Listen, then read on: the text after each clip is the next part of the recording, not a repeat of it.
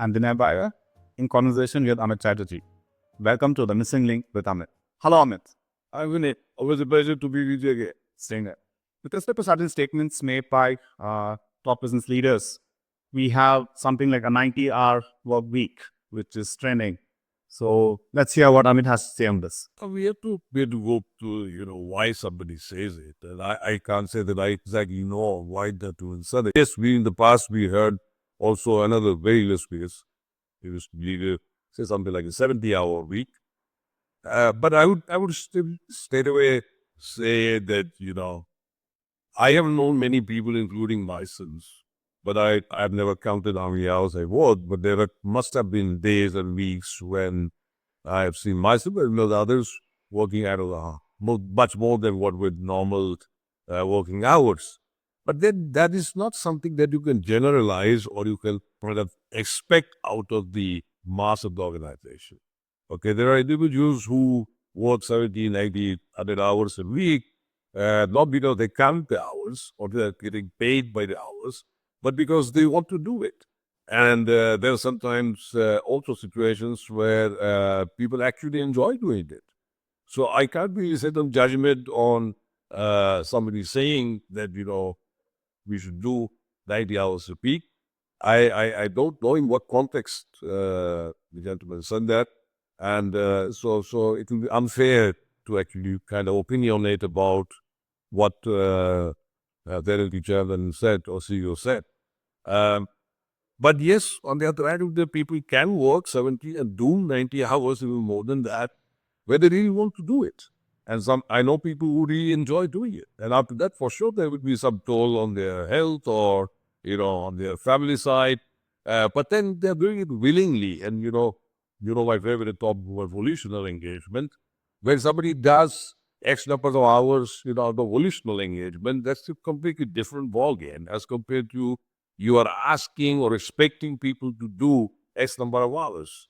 And but then the point is that if you're asking or expecting, do you have this insurance that just by putting in more number of hours, you will have more productivity? I don't think so. Okay. This is not about, making pings out of wires in the 1910s, for example. So this is about mostly a knowledge society where we do live in and work in organizations. I don't think that it can be generalized. And I don't get into the point whether it is right to say, not to say, because the context I don't know when who said that. But yet, people definitely work, more number of hours than what is stipulated, but they do it beautifully. And they do it because they're enjoying it, or they want to do it because they want to produce a result. But you cannot generalize about for sure. How do you deal with a thin line where a person who's working on a level of operations, they understand workforce in terms of the output they generate. On a leadership level, they want to look at it in terms of what is that as an outcome, which is brought in, quantifiable to the bank, which is put there. Yeah, I would first of all use the word management level and not leadership, because leadership can be all across organizations, horizons and vertically. But yes, the management is for sure responsible for outputs and they're accountable for it. And everybody wants to become part of management in any organization, I guess, or not everybody, but most people, including probably, most of our audience who are executives, managers, and also leaders in the context that they are leading their lives. But to ensure productivity or output based on number of hours, we're talking about very simple tasks where number of hours does produce, extra output. Are there many tasks today where number of hours can produce more output? I can't say yes or a strong no to that. I think those tasks where you can produce more output by simply putting a number of hours is related also to the stuff I see or individual contributors. But if you think about leadership roles like bringing people on board, preparing ideas or converting ideas into proposals and executing them, I do not think that just number of hours is the only factor that creates productivity. Okay, tools, technology, processes, systems, and also the explicit knowledge that an individual has are factors which probably at more value or faster returns on efforts than just the time that you put in, for example. Yeah, so it's I think it's I would not dismiss it as a rhetoric, but I think people of society probably is liking to respond it more as a rhetoric, and that's what I do said to me that it's trending topic. But I don't think we are really looking at the full context of it, in which somebody said that we should put 90 hours. Yes, as a country, India for sure, we are nowhere near even a middle income country on a per capita GDP level. So we definitely need more productivity, no doubts about it. But just by people working more number of hours, will we have more productivity? I do not think so. Smart working is the concept of today's generation. And it was so always with every generation. But today, AI being the part and the way the work is done has changed dynamically in a very significant way. Yeah, I was reading an article a few days back. AI is supposed to kind of take over all those activities that are routine tasks, okay? Because without the data, you cannot really have artificial intelligence.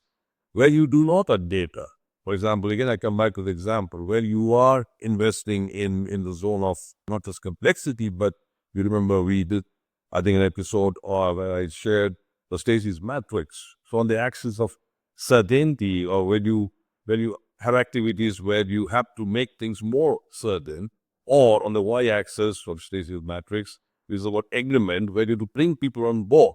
Because different people, the different stakeholders are on board, you really can't even start to act. So this number of hours does not solve anything. Okay, when you're dealing with innovation, when you're dealing with hunting out entry barriers, or creating competitive advantage, whether it is for an individual or for your team or your organization company, I don't think number of hours is just a factor over here. Yes, in absolute simple tasks where you're dealing with norms, which is normally, as they define, 70 to 75% of any organization's tasks, you can bring in productivity with time, but that is what exactly your AI is supposed to take over. That's not where you need what I say, NI, or natural intelligence of a human being. The human being has to do things which are about bringing people on board, motivating themselves as well as others, investing in the zones of uncertainty, for example, tweaking strategies, re-strategizing, re-energizing themselves and their teams. So all these things you cannot do just by putting in more time. You rather have to allot time for. You may have to say, okay, fine, I may have to spend another 1 hour or half an hour with my colleagues, my peers, my management, and whether that is at a coffee shop or in your canteen or in your office, those are things can't be quantified just with one input, which is time. And so number of hours, I don't think is about, these statements are not about just, that you bring in more hours and you create no productivity. I don't think so. What are the parameters that you consider apart from time to quantify the quality of work? I think, see, what comes to my mind is if you simply draw a line between, again, I refer to Stacey's terminology of simple tasks. That doesn't mean they are unimportant or insignificant. They're very important tasks, okay? And that is 70 to 75% after any organization to work. Which means you're dealing with notes. And what are these notes? These are notes about what an individual brings in as explicit knowledge, and more about skills, for example. And then you are having standard tools, technology, processes, systems, right? This is where productivity and efficiency can be brought down by more number of hours. Okay, right? But then when you branch over to where human interference or human intelligence is necessary, which is about finding out what needs to be done, first of all. Or before even what, you can do why should be done. So to bring people on board for it, which have ideas which you present to others, which you have to then convert into, whether you call it projects or proposals that have to go through approval process. Now to get through approval process, you again kind of build allies, so that people approve what you propose. So all those kinds of work, which is, where managers, executives actually spend more of their efforts in, you cannot just talk about the time being one factor. So the other factors are, for example, are they clear about why they're to do what they are doing? Are they clear about what needs to be done, with whom they have to work? Okay, whether it's building allies or building in new knowledge, for example. Okay. I mean, there is this nothing new about it. There's a whole aspect about knowledge synthesis. Now, for knowledge synthesis, you need uh, all people who are working on the leadership side, for example, as opposed to the simple task side, where managers and executives, I presume, spend more of their times. Okay, where they have to also synthesize knowledge. Now, to synthesize knowledge, this is where there is more of the tacit side of it as opposed to the explicit side of it. And in the tacit side, you always have some kind of a thesis in your mind. This is how I should do it. This is, kind of people I need to work with, for example. And so there's the tacit side, and you have a thesis in your mind. Now, to synthesize new knowledge, which is also very, very important to get into stuff like creative value or entry barriers or competitive advantage, you need to meet an antithesis to your thesis, right?